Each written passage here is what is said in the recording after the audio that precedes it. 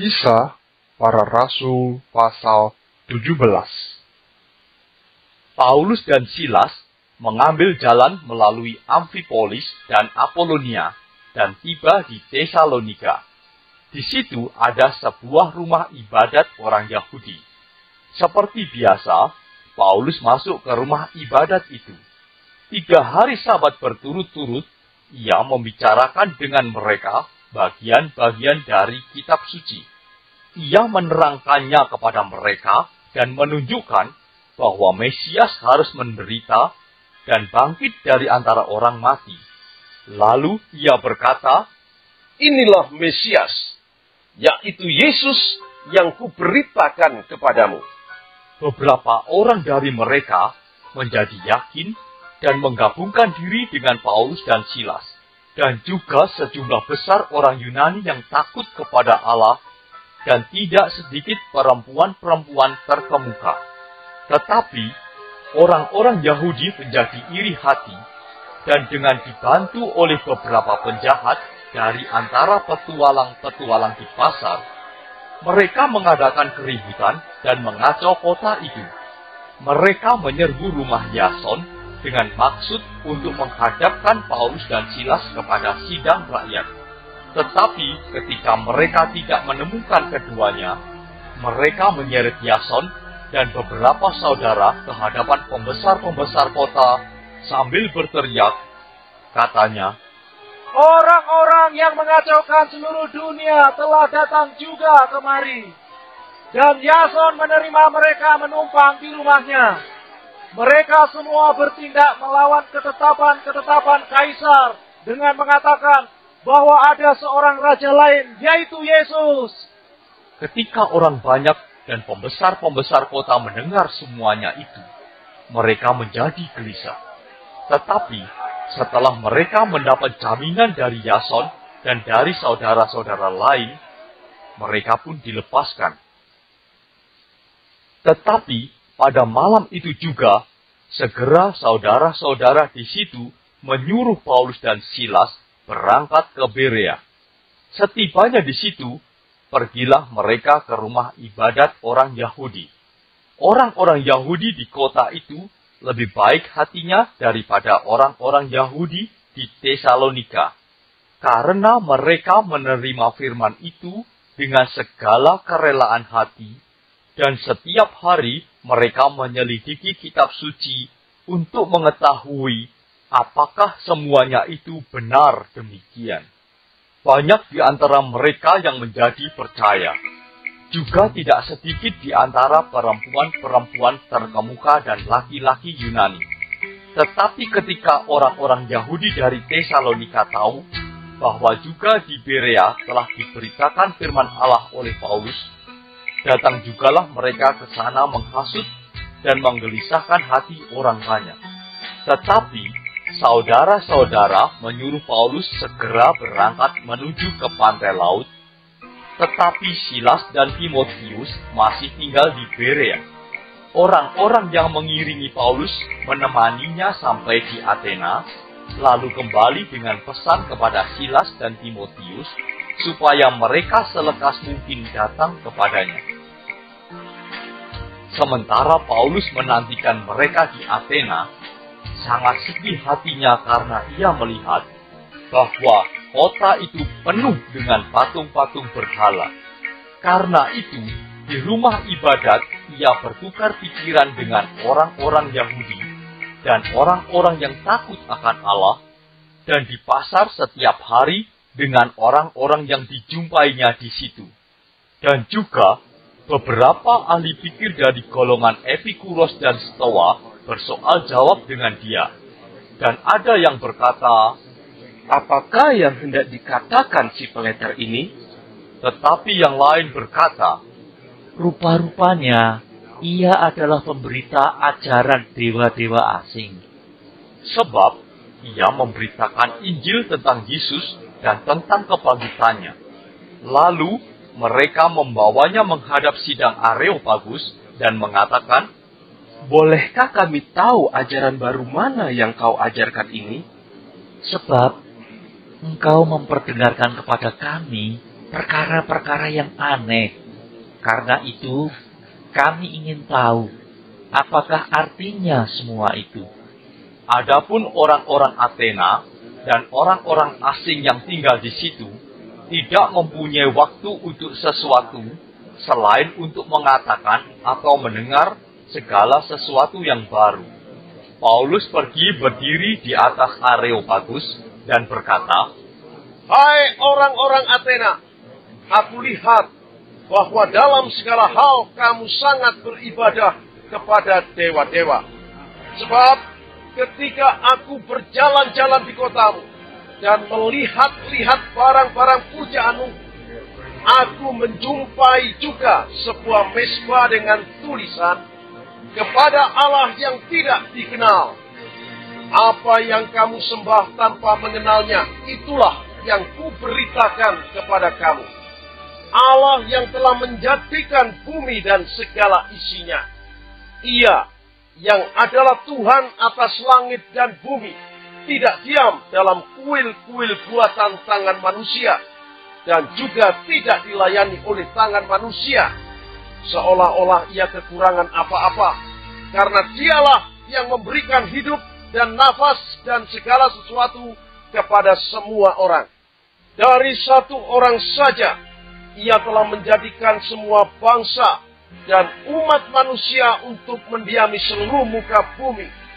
Dan ia telah menentukan musim-musim bagi mereka dan batas-batas kediaman mereka, supaya mereka mencari dia dan mudah-mudahan menjamah dan menemukan dia, walaupun ia tidak jauh dari kita masing-masing. Sebab di dalam dia kita hidup, kita bergerak, kita ada. Seperti yang telah juga dikatakan oleh pujangga-pujanggamu.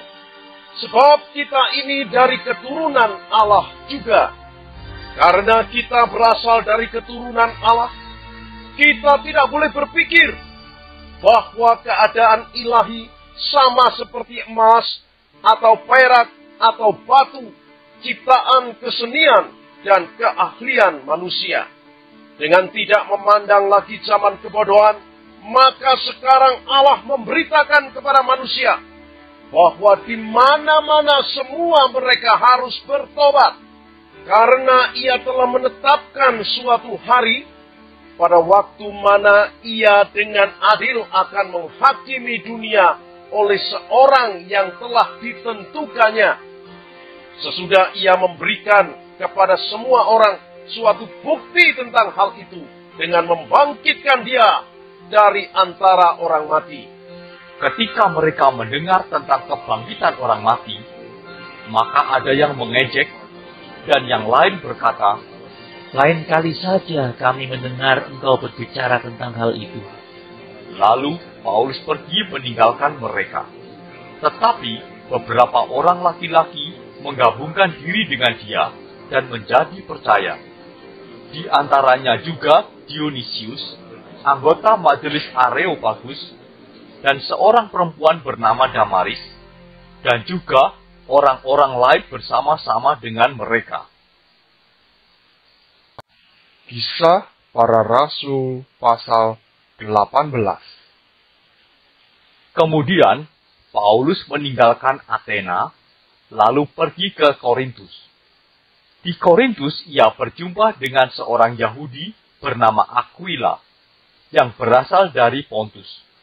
Ia baru datang dari Italia dengan Priscilla istrinya, karena Kaisar Claudius telah memerintahkan supaya semua orang Yahudi meninggalkan Roma. Paulus singgah ke rumah mereka, dan karena mereka melakukan pekerjaan yang sama, ia tinggal bersama-sama dengan mereka. Mereka bekerja bersama-sama karena mereka sama-sama tukang kemah.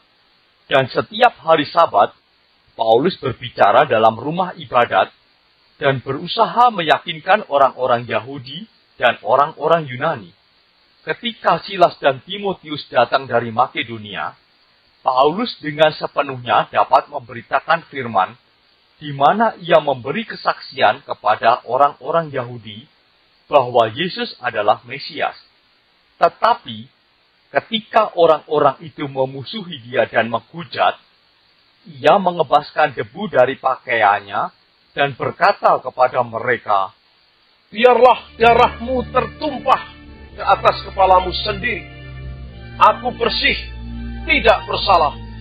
Mulai dari sekarang, aku akan pergi kepada bangsa-bangsa lain."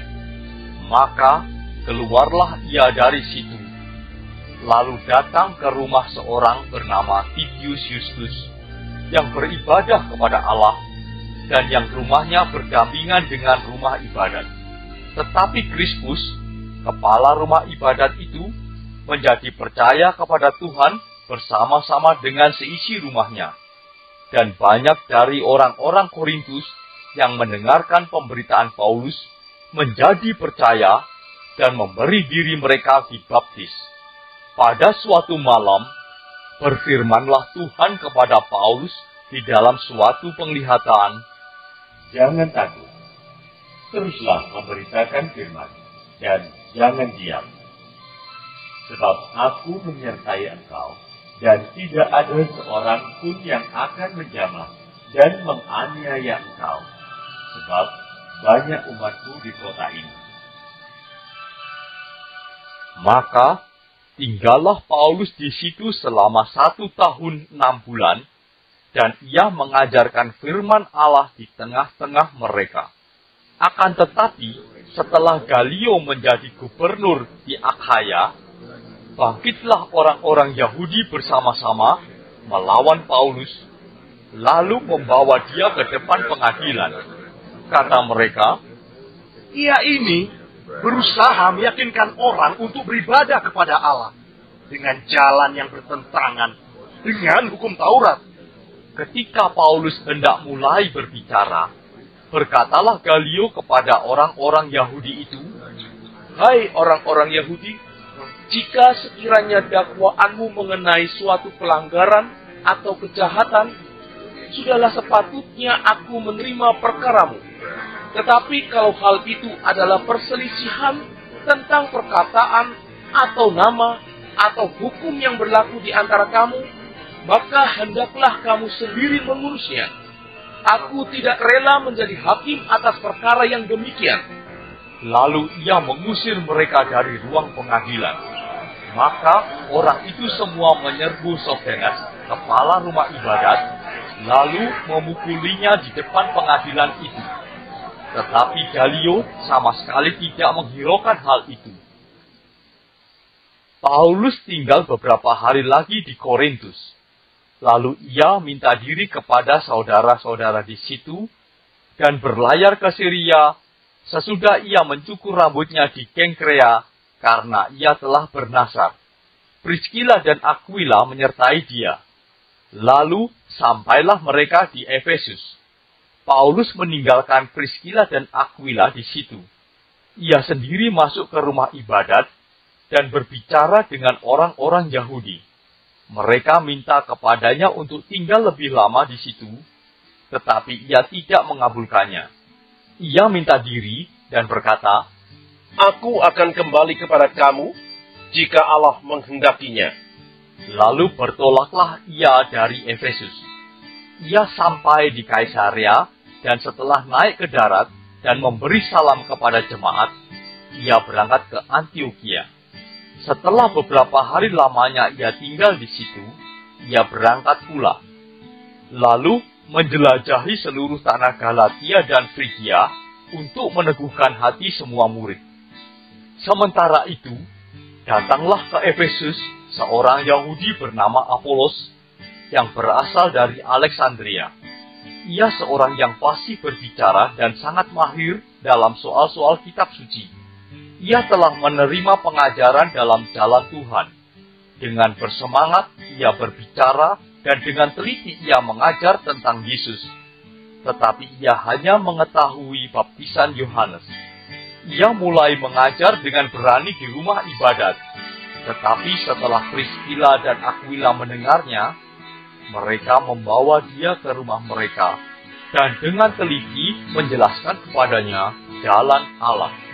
Karena Apolos ingin menyeberang ke Akhaya, saudara-saudara di Efesus mengirim surat kepada murid-murid di situ supaya mereka menyambut dia. Setibanya di Akaya, maka ia oleh kasih karunia Allah menjadi seorang yang sangat berguna bagi orang-orang yang percaya. Sebab dengan tak jemu-jemunya, ia membantah orang-orang Yahudi di muka umum dan membuktikan dari kitab suci bahwa Yesus adalah Mesias. Bagi warga sorga yang mau dapat pemberitahuan video terbaru, silahkan klik subscribe dan paling penting jangan lupa untuk klik aktifkan loncengnya ya. Warga sorga terkasih, tolong bantu beri saya semangat upload video baru dengan kasih like ya. Ayo warga sorga menjadi berkat bagi orang lain dengan membagikan video ini ya. Tuhan Yesus Kristus memberkati kita warga sorga. Amin. Ingat, dalam kitab Filipi 3 ayat 20 tertulis firman Tuhan, karena kewargaan kita adalah di dalam sorga, dan dari situ juga kita menantikan Tuhan Yesus Kristus sebagai Juru Selamat.